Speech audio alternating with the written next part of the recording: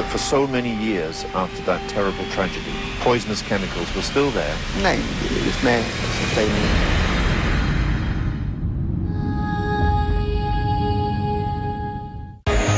In this era of Asian emergence, what role does your business play?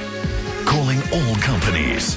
You are invited to take part in Innovation Green and Future Business Survey, the first business performance survey in Asia aimed at assessing a company's innovation, sustainability and future business in the changing global economy.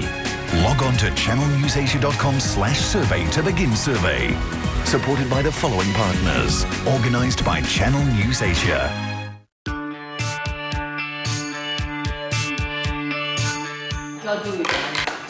10 divides by 2, you get half of it.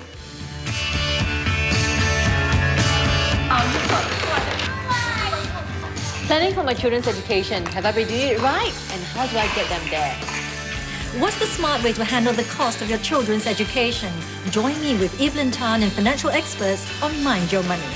Tuesday, 9:30 p.m. on Channel News Asia. Mind Your Money is brought to you by Money Sense, a national financial education program for Singapore. Recession? Not for these companies. Asia's fastest growing industries, most promising businesses, and most successful entrepreneurs. Find out where to invest your money and which businesses are built for the future. Catch Geared for Growth, the next Asian boom. Premiering Monday, 14th of November at 8:30 p.m. It's a magical thread that weaves nature, nostalgia, and romance. But it's also a line of contention. You have the cyclists, the joggers, the nature enthusiasts. So how do you try to balance all the different needs? Hopes are high for the preservation of the rail corridor. But will they be realized? Envisioning the future of the rail corridor on Beyond the Last Journey. Wednesday at 8:30 p.m.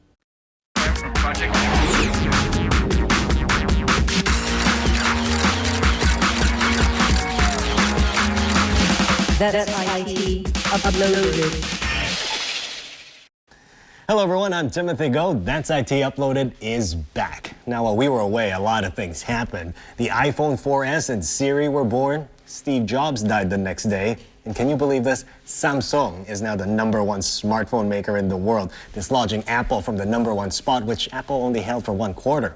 Further down on 3rd spot is Nokia, a position it's not comfortable with. So last week in London, it unveiled a new war strategy with 2 new weapons and a new ally.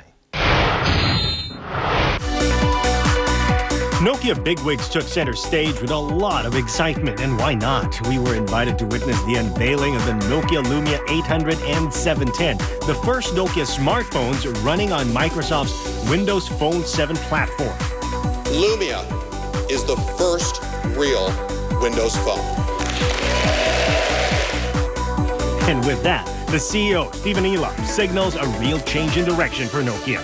The battleground is not just the hardware anymore, but also on the software, with both Nokia and Microsoft believing they can win with a superior OS inside a beautifully crafted handset. It looks awesome! Well, the Lumia 800 looks very much like the Nokia N9. The body is, in fact, exactly the same. On the outside, the Lumia is one solid device with a 3.7-inch responsive capacitive touchscreen, a curved glass top with clear black and AMOLED screen. On the inside, Windows Phone 7 Mango is the boss. The user interface tiles display all the apps you need without having to launch an app to get to the activity. Though unique apps are limited for now, like location-based services Nokia Drive, Nokia Music Mix, and ESPN Sports Hub. All of these things come for free and only on Nokia. The success of the Windows Phone devices is vital for Nokia's attempts to regain its once mighty position. Same goes for Microsoft's mobile division. It is riding on Nokia to give it a secure position in the smartphone world. So is Nokia right for calling the Lumia the first real Windows Phone? Microsoft seemed to think so. It says Nokia can do for Windows Phone what the others didn't achieve, making Windows a viable third option in the fast-moving smartphone sector. But is it too late? No, I don't think it's too late for Nokia and Microsoft. I mean, yes, obviously it is a case where Apple's just gotten so much attention these days, and so has Android as well, too. You could argue from that perspective that they're a bit late to the game, but if you look at what Windows Phone 7 has to offer, it's a very, very compelling experience and interface. Well, I'm hard to impress, but I like what I saw. It is a big leap for Nokia in terms of style, function, and features, and to go with a totally different platform.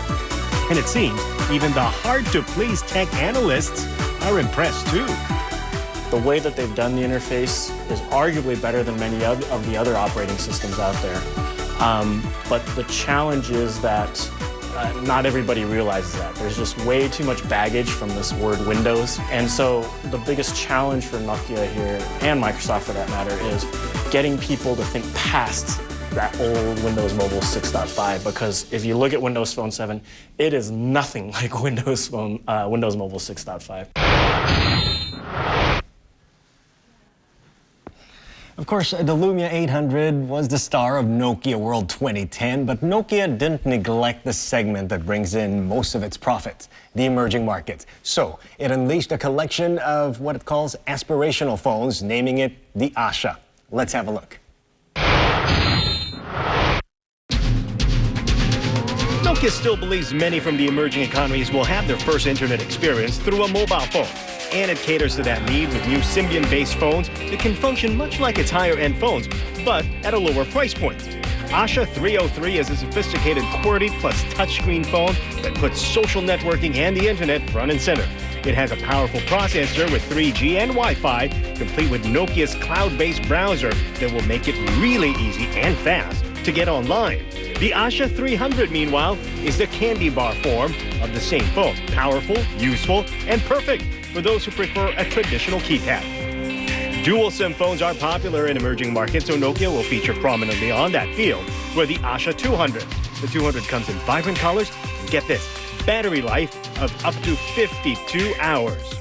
The Asha 201 is the single SIM version of the 200, and both have integrated social media apps and music playback and a great sound system for the younger set who just need to be connected when they're partying. All Asha phones now support WhatsApp and Angry Bird too. All right, let's play some magic. Now you see me, now you don't. All right, that was pure and simple editing magic. But in the UK, scientists are one step closer to making that cloak of invisibility a reality. Take a close look at these marbles. Now watch what happens when they are thrown into a tank of water. Gone. Or is it?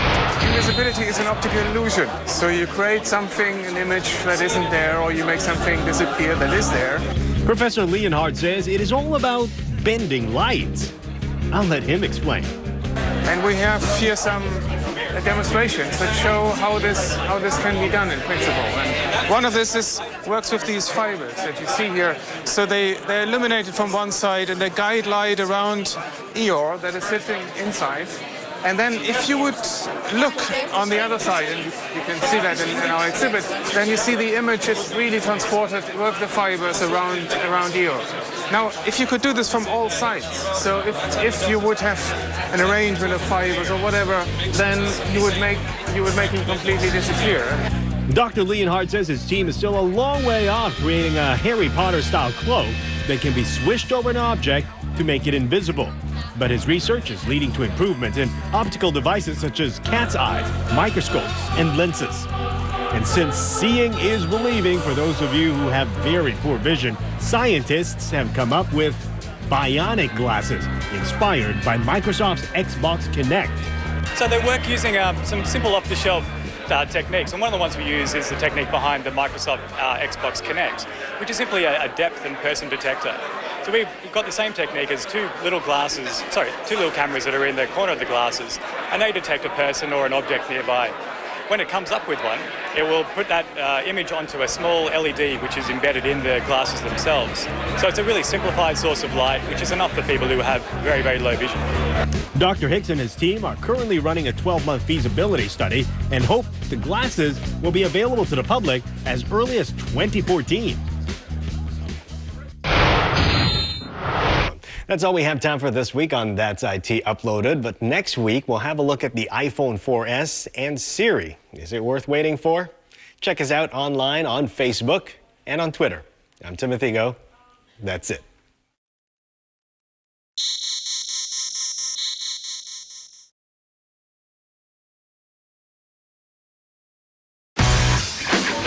It wasn't a sex video.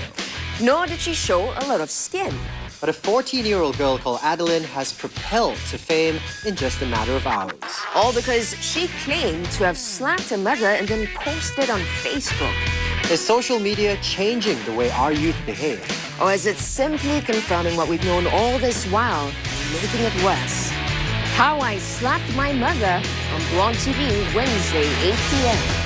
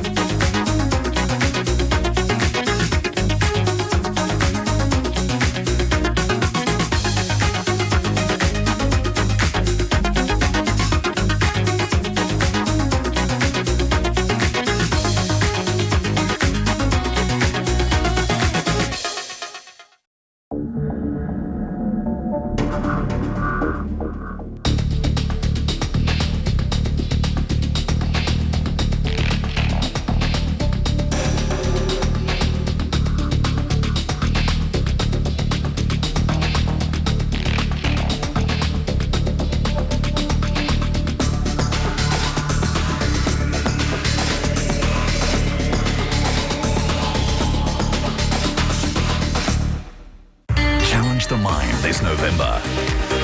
Mind over matter. Watch ASEAN athletes race for gold in Palembang and Jakarta, Indonesia. With updates and features from our sports reporters at the region's biennial sports meet, the 26th Southeast Asian Games 2011. Asia's best business minds. Get an inside scoop on how innovative businesses gave birth to a new generation of billionaires on this side of the world, geared for growth. Mind-boggling discoveries. Learn why Asia is beginning to move towards scientific domination and meet the people behind these breakthroughs. Super Science 2. Unravel the power of the mind this November on Channel News Asia.